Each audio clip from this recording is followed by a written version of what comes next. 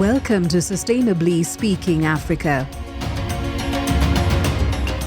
a podcast about reshaping narratives around sustainability and climate action in Africa. This podcast is brought to you by the Kenya Climate Innovation Centre and is made at Semabox. Join us for this and other episodes as we talk to industry leaders, frontline communities, and the innovators who are accelerating the progress towards a greener, sustainable future. Welcome again to Sustainably Speaking, and as always, please like, share, and subscribe.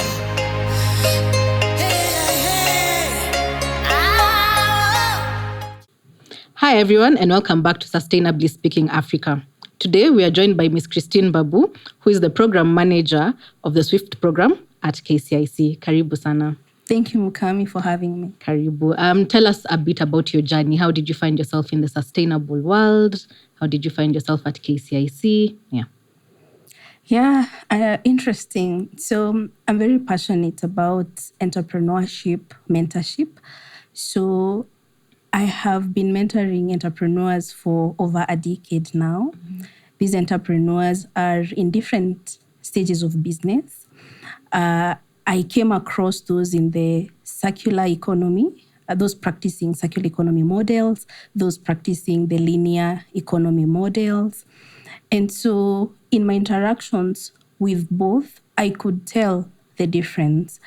And I realized those that are in the circular economy model, apart from just making profits, they also have an impact on the planet. So the planetary benefits, they have impact on people. And it was even easy to attract investors because they could show they are doing more than what these others, the ones in the linear economy, are doing. Okay. So that's how I shifted now my concentration on mentoring those in the circular economy models because of the interest and knowing that they are creating more impact. Okay. So at the Kenya Climate Innovation Centre, I also joined as a mentor. So that's where my journey started. And I grew up the ladder until now. Fantastic. Yeah. For those who don't know the difference between circular economy and linear economy, you've mentioned those two words a couple of times. What do they mean? So in a layman's language, in the circular economy, we try to keep a product in the loop as long as possible. So when I say in the loop, from the time a product is developed to the point it deteriorates until it can't be used again. So we try to keep it in the loop for as long as possible and derive as much value as possible during this time. Okay. The other thing about the circular economy is we are very intentional during the design phase. Statistics show I'm very passionate about figures, so I think you'll just get used to that. Yeah.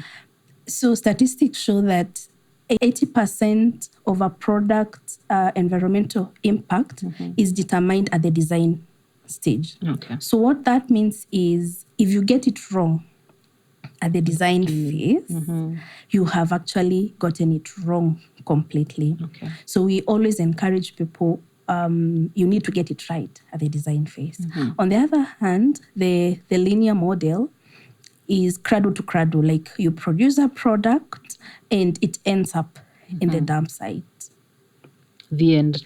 There's no circularity. Okay. Yeah. All right. Yeah. And how did you discover circular economy? I feel like it's pretty new in the country, especially. Yeah. So as a person, it's the interaction with the entrepreneurs during the mentorship journey. But over and above that, it's the statistics now coming to the Kenya Climate Innovation Centre and how we got into the circular economy and how even we designed the SWIFT program because its focus is majorly on the circular economy. Before we embark on any program, we look at the statistics, what the statistics are saying, the emerging areas, the lessons that have been learned over time. And so all these things directed us to circular economy. So, for example, statistics again show 7.2% of the global economy is circular, only 7.2%. So a whole, is it 92.8 is not circular. So that's an immense gap that now we were trying to address. And as an organization, because we are addressing the climate change challenge at the intersection of entrepreneurship and innovation, how we could address this gap is by supporting the entrepreneurs who are already doing what they are doing, supporting them, incentivizing them now to adopt circular economy models. And the ones that are already doing it, we support them to scale. Because if we do that and it's visible, then that will encourage other entrepreneurs in the ecosystem. You've mentioned the SWIFT program. So let's move on to there. Tell us a bit about that.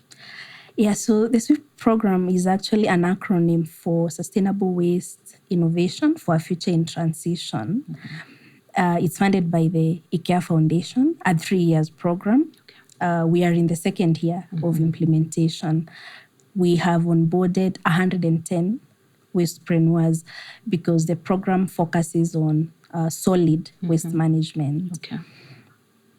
So the main objective of the program is, number one, to scale these entrepreneurs. And just to mention, they are all over Kenya. So to scale their operations, what that means is to increase their revenues, to also help them attract external fundraising. Apart from what we are giving them at Kenya Climate Innovation Center, we have other investors. So then make them investor ready so that they are able to attract other investors. And then the other thing is support them to divert waste from the landfills, because that has been a major menace. And what that means, just to break it down, is they need to process this waste. If it's being diverted from the landfills, then it needs to be a resource. So we have to support them to process these waste. I'll be talking more about that because we have a variety of business models in the waste value chain. Because then that will also show our listeners the many opportunities. Then the second thing that we are trying to achieve in the program is creation of decent jobs. Waste management sector is known to be, just takataka, so not dignified. So we are trying to dignify the sector. So that's why we always insist on not just a job, but a decent job. And what that means is fair pay to the employees, job security, the environment they are working with, around. Do they have PPEs? Are you paying the necessary statutory deductions, health cover, and all that? So we are not just looking at how many are you employing. It's also about quality and about how then will an entrepreneur be able to employ so many people is because we support them in various ways that I'll also be talking about at some point. But just to mention, the waste management sector is very capital intensive. So we support them to purchase machinery, to purchase trucks for logistics, for working capital. So when all this is in place, it's so automatic that you will create jobs. And then lastly, about what we are looking at is policy advocacy. Being a new sector or relatively new, we need policies that support these entrepreneurs to thrive. Yes. So we work with 5 counties, Nairobi, Mombasa, Nakuru, Kisumu, and Uasin Gishu. Reason why the 5, it's because they are the major cities and they are the biggest generators of waste in Kenya. So we envisioned if we start with these 5 counties, then the impact will automatically flow to the entire country. Yeah, so we work with them. Like currently, we are working with them to domesticate the Waste Management Act in the specific counties, and now with the voice of the entrepreneur, because we have collated the challenges that they are facing. So by the time a law or a bill is passed at the county level, we are there as a voice of the entrepreneur, telling them, you need to incorporate these. And so far, so good. I'm glad to hear that. Yeah. So far, so good is a very encouraging statement. Yeah. So you mentioned supporting these entrepreneurs from design stage all the way to implementation. Tell me a bit about that process. How does one begin? Yeah. So after designing the program, we do a public call. We roll out a public call for application. And we get thousands and thousands of applications. Now, the biggest challenge or puzzle has been, yes, we will undertake the entire evaluation process to get the number that we need. But what happens to the ineligible? Maybe just to mention what we have done, which is not enough, but at least we are doing something, is partnering with an organization that can take up the ineligible, and then they are guided on where they went wrong. Okay. Yeah, but if we get more partners, especially on that front, it would really be helpful because they need someone to handhold them. Yeah, because you always find the ones that are being onboarded in this specific program, even in the ecosystem, they are the same ones because they have already figured it out. They are the same ones who will get support. So this other category, there's a bit of challenge. Okay. Now, the evaluation process is usually very intense. It's like 5 phases. Okay. So you start with, did you meet the eligibility criteria? For the SWIFT program, the eligibility criteria, we divided it into 2. We have the incubation and acceleration. Incubation are the early stage businesses. Accelerator are the growth stage. So there are metrics to differentiate the 2. Yeah. The incubators, you needed to have revenues of at least 10,000 USD. Accelerator, you needed to have revenues of at least 30,000 USD. And then you talk about employees. All of them, you need to show climate impact. Okay. Either are you mitigating, are you adapting? And then commitment, entrepreneur commitment. So because then we don't want someone to get in the program and then they are always busy doing other things. Then they should have given that opportunity to someone else. True. And then innovation. Innovation is also very key. Okay. So we look at that. The first phase is, are you meeting all those criteria or not? So if you're meeting, then you move to the second phase, which is now scoring. We have a committee, an internal committee, awarding all these entrepreneurs. It's just a way of filtering. So if you score 70% and above, then you move to the next. The next is usually phone call due diligence. We have someone just picking up their phone and calling them just to be sure if whatever you wrote in your proposal and what you're telling me matches. And we've had instances of you call someone and they don't have an idea. So could be someone even used their business to make the application without their knowledge. So it's a very important stage. Okay. Then we go to physical due diligence. So we go on site, ground to verify, is this a briefcase business? So we do that. Have an entire team traveling all over the country, and the findings will surprise you. So some are briefcase businesses, others will not pick your call the moment they hear you're coming because they have actually nothing to show. Others, they will start governance issues when you're there, and then immediately you just pick and know this is a red flag, because then if you've not put your house in order, if partners cannot agree, then we are not the ones who are coming to put order.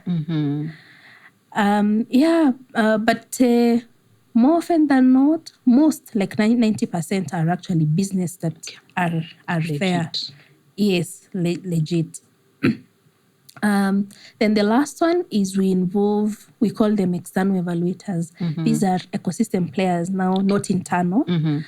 So people who have done this before, investors, consultants, just to come and check the process for objectivity in simple.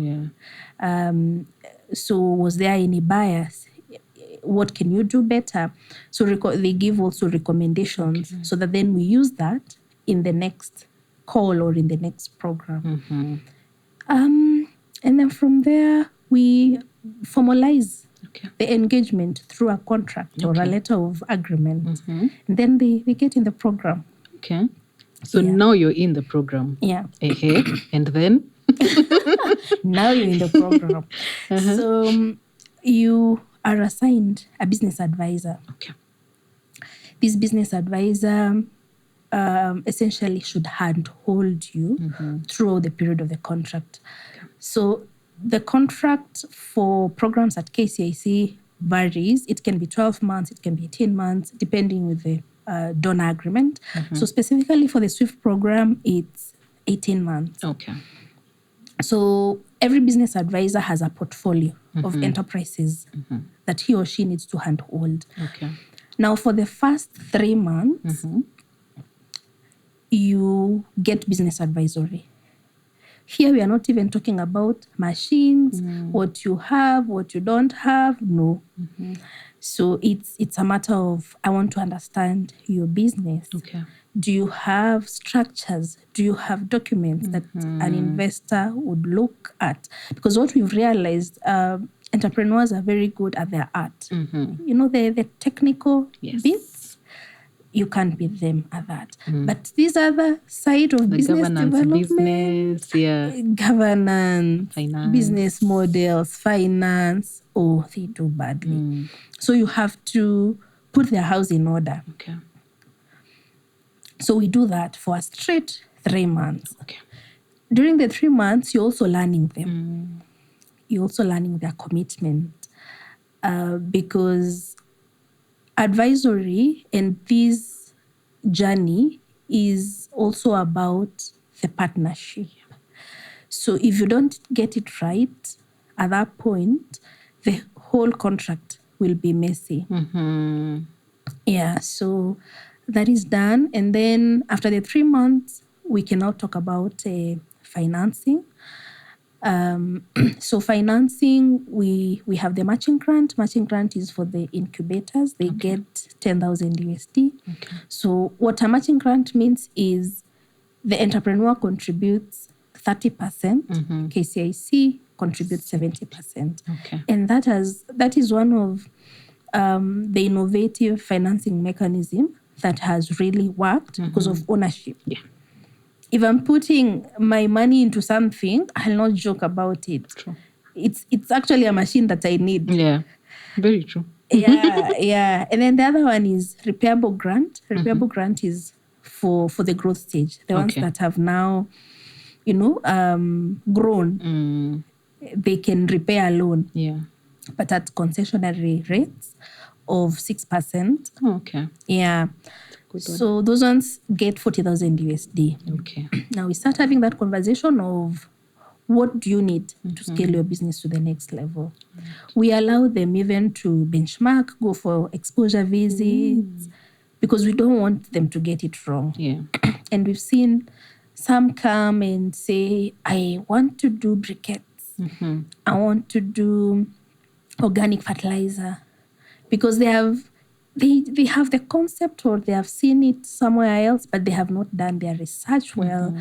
They have not even talked to someone who is in that business and had the chance to be told about the challenges, what to expect and all that. So we give them that chance. By the time they're making that decision, they are actually sure, this is what I want to do. If it doesn't work, maybe something different, the normal uncertainties of life or of business will have happened, but we will have done our groundwork. Yeah, so the journey starts, and we support them in different ways. And like I mentioned, most support areas under the access to finance is usually equipment. Okay. So someone came in, they are just collecting and sorting waste. They maybe even have a material recovery facility where they now sort those different kind of waste. But there's no value addition. They are just collecting, sorting, and selling. Yeah. So we are now here. They want to start value addition. So they will probably request for a crusher, a baling machine, maybe a pelletizer, all that. Yeah. Others will ask for a truck because of the logistics. Waste involves collection, a lot of collection and transportation of waste. So they'll ask for a truck. And then there's working capital. And I think we've learned this the hard way. Every time you give a machine, you have to give a component of working capital. Because you don't want to purchase a machine and then it's idle. Yeah. It's lying there. And this entrepreneur, in all honesty, they have not refused to use that machine. Yeah. It's just that they don't have the cash flows at that time. So we always balance small working capital to help that machine run. Now, over and above the financing aspect, there's what we call technical assistance. So technical assistance is the OpEx side, the small support. Okay. Maybe if I can call it that for better understanding. The waste management sector is highly overregulated.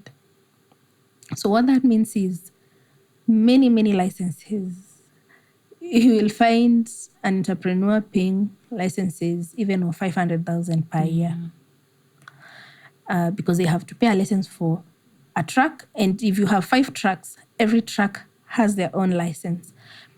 For the premise, if you have organic waste and maybe plastic waste on the same site, you have to pay a license. 2 different licenses. Yes, so it can be hectic. Yeah. So the technical assistance goes towards that, to pay for such.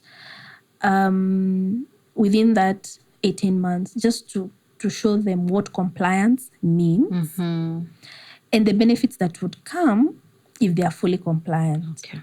So that is usually the lesson there. Yeah. Because we won't, of course, it's not sustainable, but we keep in mind, because their revenues will increase eventually after all this support.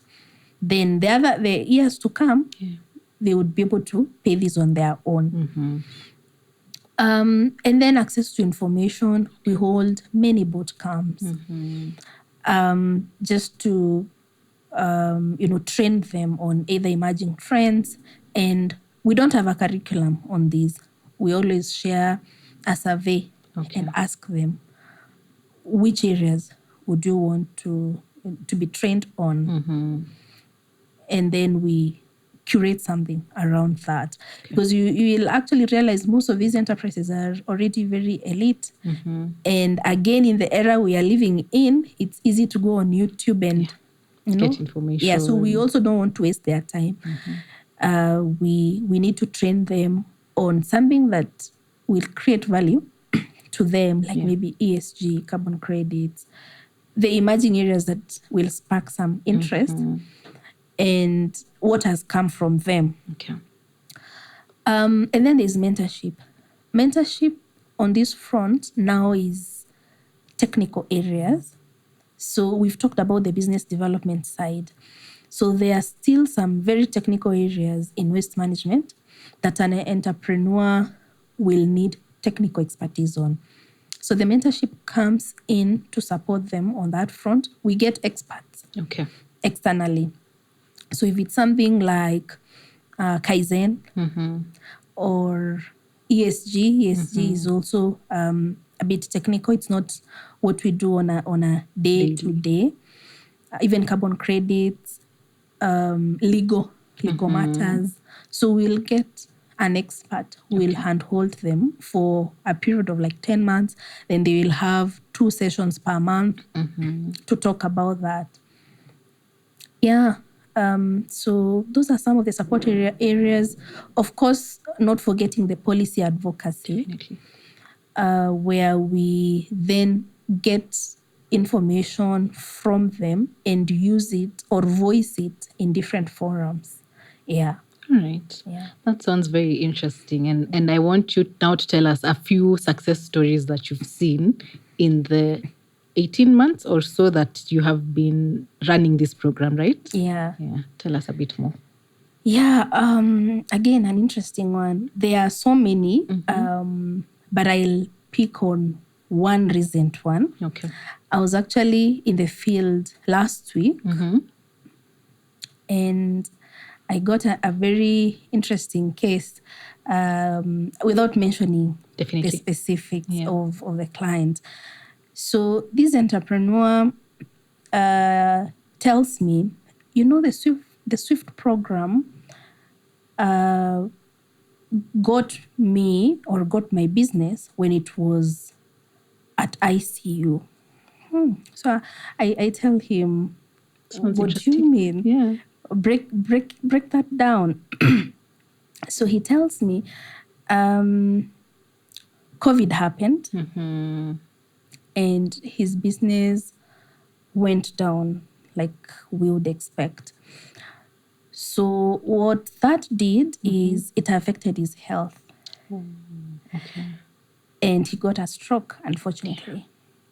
So now the stroke made things worse and the business deteriorated completely. Okay, it was surviving.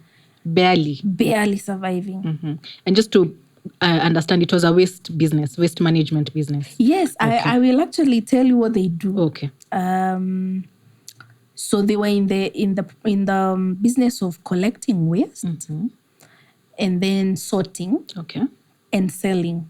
So they were not doing more to that. Okay. Just collecting, sorting in different categories of plastics, of paper, and then selling to different recyclers. So now SWIFT comes, the call comes last year in 2024, and they apply. So they went through the process I've just mentioned, and we supported under the access to finance component. We supported them with a crushing machine, and a pelletizing machine. Okay. So 1 year down the line, is it now 1 year, 6 months down the line, the business has been able to increase the sites they had. So initially they just had 1 site. Okay. So now they have 4 sites. So 3 additional sites. A site where there's a material recovery facility, and the other 2 sites is where the value addition of the waste is taking place. Okay. Revenues doubled from 8 million to around 18 million Kenya shillings. within a span of 1.5 years because of the value addition component. Yeah. And this founder, it's very inspiring. He didn't stop at that. He now used these revenues to continue scaling. Okay. So plowing back, which is the concept, we always keep encouraging entrepreneurs. It's not getting money and starting to buy cars. You need to inject it back to the business. Inject it back. Yeah. So the revenues and the profits, they gave birth to another pelletizing machine. Okay. That's why now he has been able to open other sites. It also gave birth to a washing line. So initially, what he was doing was leasing or hiring the services, the washing services, because you have to wash the plastics before you crush or pelletize.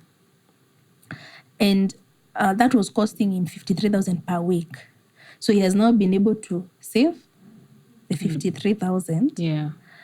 And the plan is to lease out these services to others that need.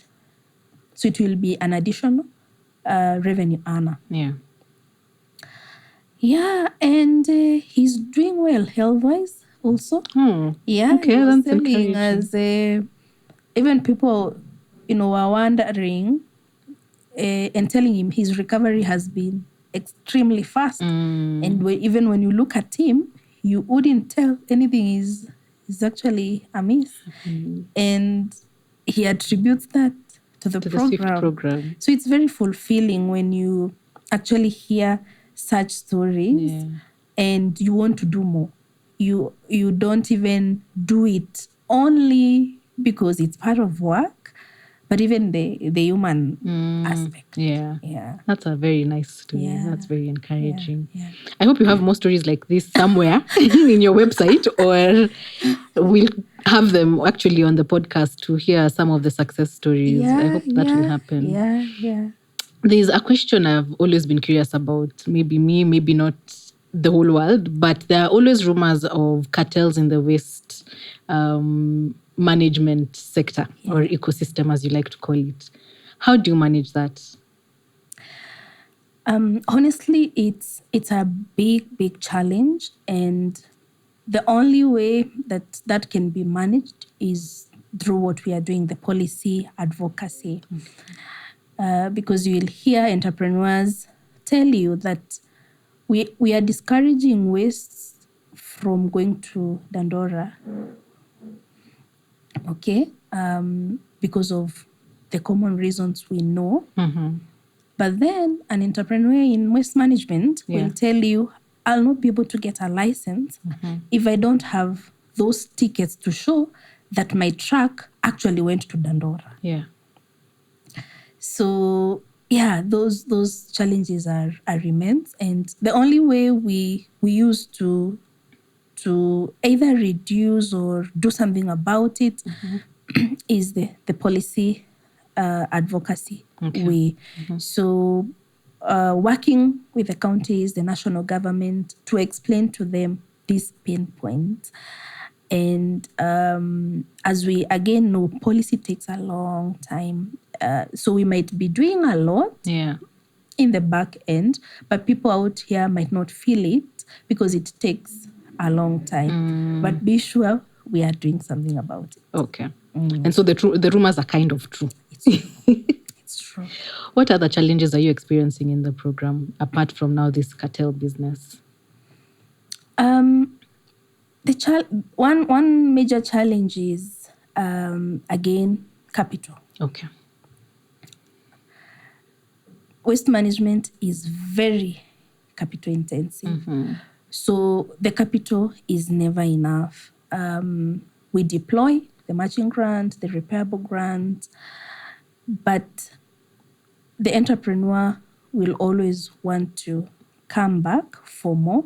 Those that are in incubation will even ask, can we be graduated to the accelerator? Okay. Because now we are at a place where we feel we can absorb the repairable grant.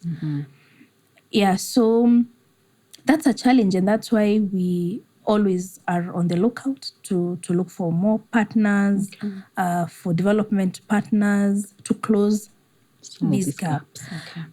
And what I mentioned, the ineligible category, because you realize in the ecosystem, those are the entrepreneurs that are already doing well will be supported at KCIC, will be supported at somewhere else, because they already know the art of writing a proposal, pitching. They already know. Yeah. So what about these ones who don't know? Yeah, so again, if we can get partners who can support more of that category, even through us, we would be able to support them. Okay. The other main challenge is the ecosystem is fragmented. So you find that everyone is working on their own. Yeah. And if then we would combine hands as partners in the ecosystem, we would even achieve more with less. So as a program, there is something we are thinking about. I'll not unleash it today, but next time I'll unleash it. Okay. Yeah, just to make sure we are talking from the same page. We are collaborating. Yeah. Those areas of synergy. We are not supporting the same entrepreneurs over and over again. We are partnering with corporates like Safaricom, EABL, Qual, Yeah. and bringing the sustainability, circularity aspect to the corporate world. Yeah, such things. Okay. So Swift has been in existence for about 18 months now, about 18 left, right? In the program, you'd mentioned 2 years or so. Yeah, so 1 year left. 1 year left. What is that looking like? What are the plans for post this 1 year left, for especially the entrepreneurs whose hands you've been holding? Yeah, interesting, Mokami. So now we had 2 cohorts. We had cohort 1 and cohort 2. Okay. So cohort 1, their contracts are coming to an end this November. Okay. And they don't want to leave. Yeah. I mean, from what you've said, the benefits are very, very, very key. And even I wouldn't want to leave. They don't want to leave. So we are curating an alumni program for them. So this would mean they would still be in this community, even if it's not monetary. Okay. As we try to look for more partners, then we don't want to leave them out. So they'll join this community where they can access investors. We'll still continue holding like investor roundtables, market linkages, and then they can actually pay to be in this community because they are now at a point where they are making revenues. Yeah. All they want is the linkages, that community. Yes. Their issues will still be voiced. So in a nutshell, it's like we will be doing either the same things we've been doing over the 18 months, but at a bigger scale, but they'll be paying for it. Yeah, so that's what we are thinking. But again, we need more partnerships in the alumni because we are not sure if maybe what they will pay will be able to sustain the entire alumni program. So we would need more partners maybe to kickstart. And then with time, it can run on its own. Okay. Yeah. That sounds interesting. Any final words for us? Yeah, so I preach circularity, ESG, sustainability. It's now among one of those things that I talk about almost every day. So what I would like to say is circularity and issues of sustainability are no longer a conversation. Now we have moved it to a transaction. So, people have been feeling like it's just good to have for the environment. Yes. But what I want to say, and from what I've been talking about, it's more than good to have for the environment. It's actually an investable case. It has returns. And just to give an example, in the SWIFT program, the program was funded 5.1 million USD. And when we initiated a survey, it was in June this year, so 1 year down the line for the first cohort, just to know how their fundraising journey has been. I told you we want to expose these entrepreneurs to external investors apart from KCIC. Yes. And do you know they had fundraised 7.7 million USD from other sources? Yeah. So to a donor, what that means is for every dollar they invested in a circularity business, it gave $1.5 return more. Yeah, so that's why I'm so confident to say that circularity has returns. It's just not good to have. Yeah, so let's have more and more entrepreneurs joining this journey. Thank you so much, Christine. This has been very informative. I'm sure we can get more of this information on your website. Yeah. And if anyone wants to reach you or KCIC, where do they find you? So KCIC, we have a website, kenyacic.org, and our social media handles. Okay. Yeah. They're all functional and they'll get responses back. Kabisa. Sawa. Asante sana. And we'll see you soon. Thank you so much, Mokami. Karibu. And thank you so much to our viewers for joining us in this episode. We will see you in the next one. Thank you.